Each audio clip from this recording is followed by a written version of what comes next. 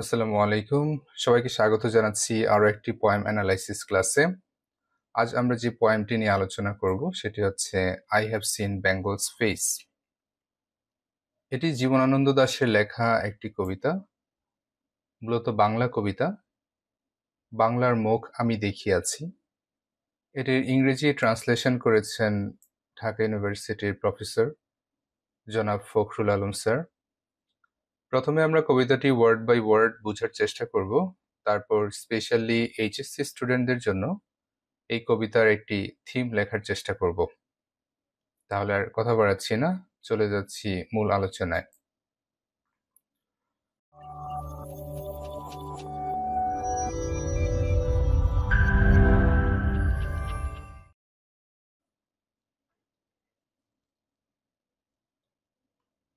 প্রথমে আমরা কবিতাটি একটু বোঝার চেষ্টা করি। Because I have seen Bengal's face, I will seek no মোর।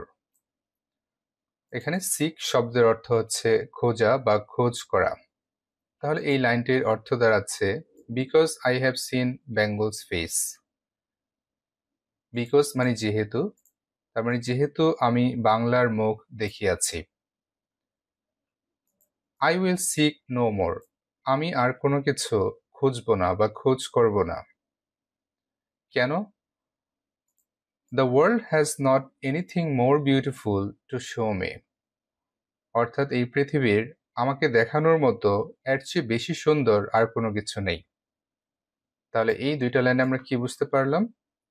কবি বলতে চাচ্ছেন যে আমি বাংলার মুখ দেখিয়াছি বা বাংলার যে সৌন্দর্য, ন্যাচারাল বিউটি, এটা যেহেতু আমি দেখেছি, তাহলে আর কোনো সৌন্দর্য আমার খোঁজার দরকার নেই, কারণ এই পৃথিবীতে এর চেয়ে বেশি সুন্দর আর কোনো কিছুই নেই। তার মানে এই দুইটা লাইন পড়েই কিন্তু আমরা বুঝতে পারছি যে এই কবিতায় বাংলার যে প্রাকৃতিক সৌন্দর্য বা ন্যাচারাল বিউটি, সেই বিষয়টাকেই হাইলাইট করা হচ্ছে। তারপর আমরা দেখি ওয়েকিং আপ ইন ডার্কনেস, অর্থাৎ অন্ধকারে ওয়েকিং আপ, ঘুম থেকে উঠে, gazing at the fig tree I behold. Gaze শব্দের অর্থ হচ্ছে এক দৃষ্টিতে তাকিয়ে থাকা। অর্থাৎ কবি বলছেন যে অন্ধকারে ঘুম থেকে উঠে তিনি এক দৃষ্টিতে তাকিয়ে থাকেন at the fig tree. Fig tree মানে হচ্ছে ডুমুর গাছ। ডুমুর গাছের দিকে তিনি এক দৃষ্টিতে তাকিয়ে থাকেন এবং তখন আই বিহোল্ড, বিহোল্ড শব্দের অর্থ হচ্ছে দেখা। তখন আমি দেখি, কি দেখি? ডনস সোয়ালোস। ডন মানে ভোর, এটা পজিটিভ করা আছে। ডনস মানে ভোরের, সোয়ালো, সোয়ালো মানে হচ্ছে দোয়েল, দোয়েল পাখি। তো আমি দেখি ভোরের দোয়েল পাখি রোস্টিং, রোস্ট মানে হচ্ছে বিশ্রাম করা, বিশ্রাম করছে under huge umbrella like leaves. Huge মানে অনেক বড়, আমব্রেলা লাইক মানে আমব্রেলার মতো বা ছাতার মতো, লিভস মানে পাতা। তাহলে বড় ছাতার মতো পাতার নিচে ভোরের ভোরের দোয়েল পাখিগুলো রেস্ট করছে বা বিশ্রাম করছে, এই দৃশ্য আমি দেখি। তাহলে এই যে একটা দৃশ্য, অন্ধকারে ঘুম থেকে ওঠার পর কবি ডুমুর গাছে তাকান এবং সেখানে দেখেন যে ভোরের দোয়েল আমব্রেলা লাইক পাতার নিচে, অর্থাৎ ছাতার মতো বড় পাতার নিচে বিশ্রাম নিচ্ছেন।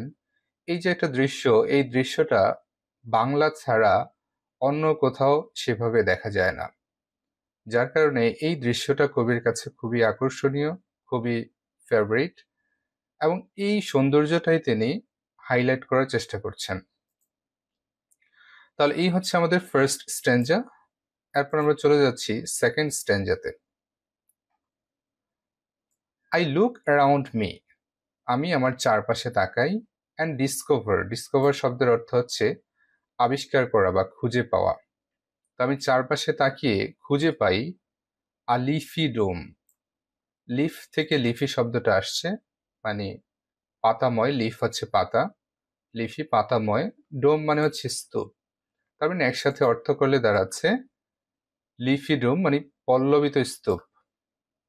তো আমি যখন আমার চারপাশে তাকাই, তখন আমি এই ধরনের পল্লবিত স্তূপ দেখতে পাই। মানে অনেক পাতার স্তূপ দেখতে পাই। সেই পাতা কিসের পাতা আসলে? জাম, কাঁঠাল, বট, হিজল and Ashwattha trees.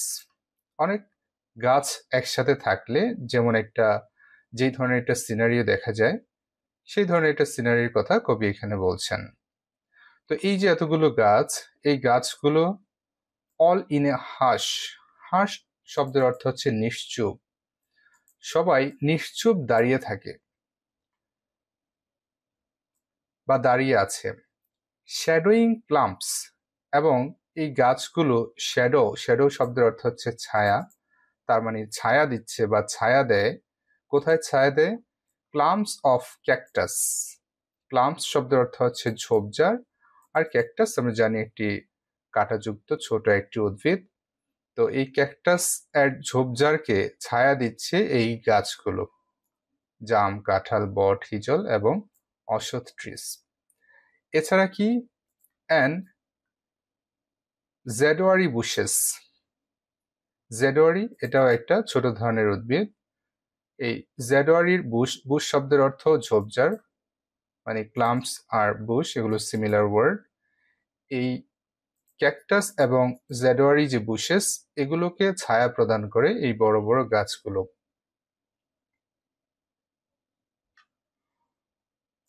When long ago, মানে অনেক আগের কথা বলা হচ্ছে, চাঁদ কেম ইন হিজ হানিকম্বড বোট। চাঁদ এসেছিলেন তার হানিকম্ব বোটে করে বা নৌকায় করে। কোথায় এসেছিলেন?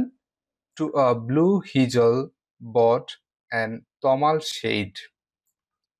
অর্থাৎ হিজল, বট এবং তমালের নীল ছায়ায়। শেড শব্দের অর্থ হচ্ছে ছায়া। নিয়ার দ্য চম্পা। চম্পা হচ্ছে একটা জায়গার নাম, মানে চম্পানগর।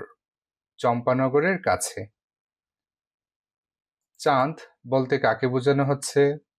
চম্পা বলতে কোন জায়গাকে বোঝানো হচ্ছে? এগুলো একটু বোঝার বিষয় আছে, সেজন্য আসলে এখানে একটা ছোট গল্প বলতে হবে। চাঁদ বলতে বোঝানো হচ্ছে চাঁদ সওদাগরকে। চাঁদ সওদাগর, হি ওয়াজ এ কিং, তিনি একজন রাজা ছিলেন এবং তিনি শিব ভক্ত ছিলেন, অর্থাৎ শিবের পূজা করতেন। তিনি সবসময় শিবের পূজা করতেন বলে মনসা, মানে সাপের দেবী, তার প্রতি খুবই অসন্তুষ্ট ছিলেন। কারণ মনসা সবসময় চাইতেন চাঁদ সওদাগর যেন তার পূজা করে। কিন্তু চাঁদ সওদাগর এতই শিব ভক্ত ছিলেন যে কখনোই তিনি মনসার পূজা করতেন না। এবং এই কারণে চাঁদ সওদাগর যখন এই হানিকম্ব বোটে করে আসছিলেন, তখন মনসা সেই বোটকে ডুবিয়ে দিয়েছিলেন। এভাবে চাঁদ সওদাগরকে বিপদে ফেলার চেষ্টা করেছিলেন এবং একে একে চাঁদ সওদাগরের সকল পুত্রকেই তিনি হত্যা করেছিলেন। এবং চাঁদ সওদাগরের সর্বশেষ বা কনিষ্ঠ পুত্র ছিল লক্ষিন্দর, যার বিয়ে হয়েছিল বেহুলার সাথে। সেই লক্ষিন্দরকেও বাসর রাতেই মনসা সাপের সাহায্যে হত্যা করে। কিন্তু বেহুলা এই হত্যা কোনোভাবেই মেনে নিতে পারেনি। সে তার স্বামীর মৃতদেহ নিয়ে কলা গাছের ভেলায় করে গড়দের যে বাসস্থান সেখানে যায় এবং সেখানে নাচের মাধ্যমে সকল গড়দের সে সন্তুষ্ট করে। এবং সেখানে মনসা বেহুলার তার স্বামীর প্রতি এই প্রবল ভালোবাসা দেখে তার স্বামীকে রিস্টোর করে, মানে পুনরায় জীবন দান করে। সেই সাথে এই চাঁদ সওদাগরের অন্যান্য ছেলেদেরও পুনরায় জীবন দান করে। তো এই গল্পটা আমাদের এখানে জানা দরকার, কারণ চাঁদ সওদাগরের রেফারেন্স অলরেডি আসছে, কিছুক্ষণ পরে বেহুলার রেফারেন্সও আসবে। তো গল্পটা আমরা জেনে নিলাম, এবার আমরা সামনের দিকে এগোই। তো এই চাঁদ সওদাগর তার হানিকম্ব বোটে করে হিজল, বট, তমাল এই গাছের নীল ছায়ায় এসেছিলেন চম্পানগরে। হি টু সাইটেড, এখানে সাইট শব্দটা ভার্ব অর্থে ইউজ হচ্ছে, মানে তিনিও দেখেছিলেন। কি দেখেছিলেন? বেঙ্গলস ইনকম্পারেবল বিউটি, বাংলার অতুলনীয় সৌন্দর্য। ইনকম্পারেবল শব্দের অর্থ হচ্ছে অতুলনীয়। ওয়ান ডে এলাস, একদিন কি হয়েছিল? ইন দ্য গাঙ্গুরি, গাঙ্গুরি হচ্ছে একটা ছোট নদী, বা গাং যেটাকে আমরা বলি।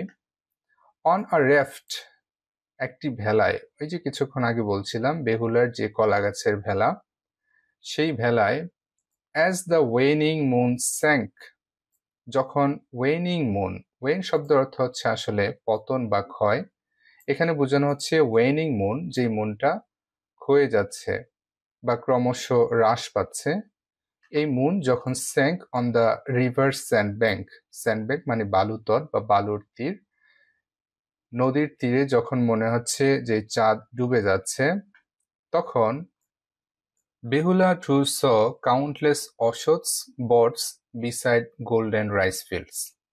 তার মানে সোনালী ধানের মাঠের পাশে অসংখ্য অশ্বথ ট্রি, বট ট্রি ছিল, সেগুলো বেহুলাও দেখেছিল। অ্যান্ড হার্ড, এবং শুনেছিল দ্য থ্রাশেস সফট সং, থ্রাশ হচ্ছে গায়ক পাখি, গায়ক পাখির সফট সং মৃদু গান বেহুলাও শুনেছিল। ওয়ান ডে অ্যারাইভিং ইন অ্যামারা, অ্যামারা বলতে আসলে গডদের যে বাসস্থান, গডরা যেখানে থাকে সেই জায়গার কথা বলা হচ্ছে।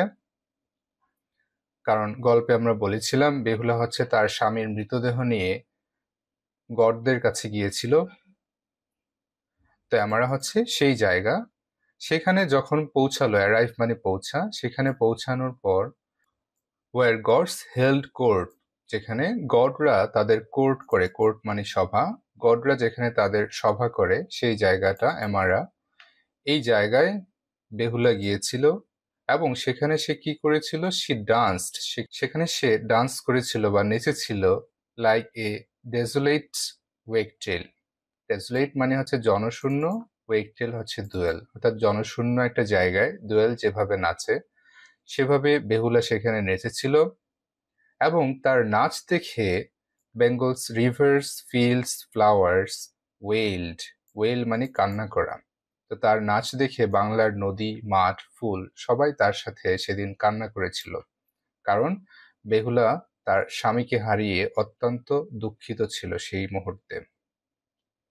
এবং তারা কিভাবে কান্না করেছিল, like strings of bells, strings of bells এটা একটা ফ্রেজ, এর মানে হচ্ছে পায়ের নূপুর, অন হার ফিট অর্থাৎ তার পায়ে, অর্থাৎ তার পায়ে পায়ের নূপুরের মতো, নূপুরের যে শব্দ হয় সেই শব্দের মতো সবাই বেহুলার নাচের সাথে সেদিন কান্না করেছিল বা শোক করেছিল। তাহলে এই হচ্ছে আমাদের লাস্ট স্টেঞ্জা। এখানে মূলত আমরা চাঁদ সওদাগর এবং বেহুলার ঘটনাটার বর্ণনা পাই। চাঁদ সওদাগর বাংলার ইনকম্পারেবল বিউটি বা অতুলনীয় সৌন্দর্য দেখেছিলেন, এবং বেহুলা যখন ভেলায় করে গডদের উদ্দেশ্যে, গডদের সাথে দেখা করতে যাচ্ছিল, তখন বেহুলাও এই বাংলার সৌন্দর্য দেখেছিল এবং থ্রাশেস সফট সং, গায়ক পাখির সে মিষ্টি গান সে শুনেছিল। এবং সে যখন সেখানে নেচেছিল তখন তার সাথে বাংলার নদী, মাঠ, ফ্লাওয়ার্স, ফুল সবাই যেন তার সাথে একসাথে কান্না করেছিল। তো এই হচ্ছে আমাদের লাস্ট স্ট্রেঞ্জা। তো এই হচ্ছে আমাদের পুরো পয়েম। তাহলে এই কবিতায় আসলে আমরা কি বুঝতে পারছি? এই কবিতার মূল ফোকাস হচ্ছে বাংলার প্রাকৃতিক সৌন্দর্য বা ন্যাচারাল বিউটি। তো কবি এখানে বাংলার মাঠ, ঘাট, লতাপাতা, ফুল, পাখি এই সমস্ত রেফারেন্স দিয়ে বাংলার যে প্রাকৃতিক সৌন্দর্য সেটাকে হাইলাইট করেছেন, এবং বাংলার প্রতি তার যে প্রবল আকর্ষণ সেই বিষয়টাকে তুলে ধরার চেষ্টা করেছেন। এবার আমরা একটা থিম লেখার চেষ্টা করি। তো এখানে একটি থিম লেখা আছে, আমরা একটু দেখি। প্রথম সেন্টেন্সে বলা আছে, the given poem expresses deep love and admiration for Bengal's natural beauty. অর্থাৎ এই কবিতায় প্রকাশ পাচ্ছে, এক্সপ্রেস মানে প্রকাশ পাওয়া, কি প্রকাশ পাচ্ছে, ডিপ লাভ গভীর ভালোবাসা, অ্যান্ড অ্যাডমিরেশন মানে প্রশংসা, ফর বেঙ্গলস ন্যাচারাল বিউটি বাংলার প্রাকৃতিক সৌন্দর্যের প্রতি। তো এই কথাটা আমরা বারবার বলছিলাম যে এই কবিতার মেইন ফোকাস হচ্ছে বাংলার যে প্রাকৃতিক সৌন্দর্য সেই বিষয়টাকে হাইলাইট করা। তাহলে আমাদের যে টপিক সেন্টেন্স, প্রথম যে সেন্টেন্সটা, এটা আমরা এখানে আমরা সেই কথাটিই বলছি যে এই কবিতায় বাংলার যে প্রাকৃতিক সৌন্দর্য তার প্রতি ডিপ লাভ এবং অ্যাডমিরেশন প্রকাশ পাচ্ছে। সেকেন্ড লাইনে দেখি, the poet describes its rivers, fields and flowers with a sense of nostalgia and লংইং। তো পোয়েট কিন্তু বিভিন্ন জিনিসের রেফারেন্স দিয়েছেন। বাংলার রিভার্স, নদী-নালা, মাঠ-ঘাট এবং ফ্লাওয়ার্স, ফুলের রেফারেন্স টেনেছেন। এই সবগুলোর মাধ্যমেই তিনি a sense of nostalgia and লংইং, নস্টালজিয়া মানে হচ্ছে দেশের প্রতি বা মাতৃভূমির প্রতি তার যে প্রবল আকর্ষণ, সেই বিষয়টা তুলে ধরা হয়েছে বা বর্ণনা করা হয়েছে। The theme revolves around the poet's emotional connection to his homeland. এই কবিতার মেইন থিমের মধ্যে একটা হচ্ছে পোয়েটের বা কবির তার হোমল্যান্ড বা মাতৃভূমির প্রতি তার যে ইমোশনাল কানেকশন, তার যে প্রবল আকর্ষণ, এই বিষয়টা হাইলাইট করা। And his desire to preserve cherished memories of home, এবং এই যে হোম বা তার দেশ বা মাতৃভূমির প্রতি তার যে মেমোরিগুলো, তার যে স্মৃতি, সেগুলোকে প্রিজার্ভ করে রাখার বা সংরক্ষণ করে রাখার একটা ডিজায়ার বা ইচ্ছা বা আকাঙ্ক্ষা। অর্থাৎ তিনি মাতৃভূমির যে সৌন্দর্য দেখেছেন, যে সৌন্দর্য দেখে বড় হয়েছেন, এই সৌন্দর্যটা সবসময় প্রিজার্ভ করে রাখতে চান, সংরক্ষণ করে রাখতে চান, এটা যেন কখনো হারিয়ে না যায়। It highlights the deep bond the poet shares with his homeland, even at time changes everything. এটা খুবই ইম্পর্টেন্ট একটা line.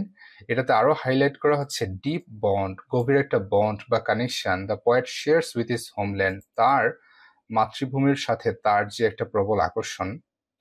Even as time changes everything, যদিও সময় সবকিছুর পরিবর্তন করে দেয়।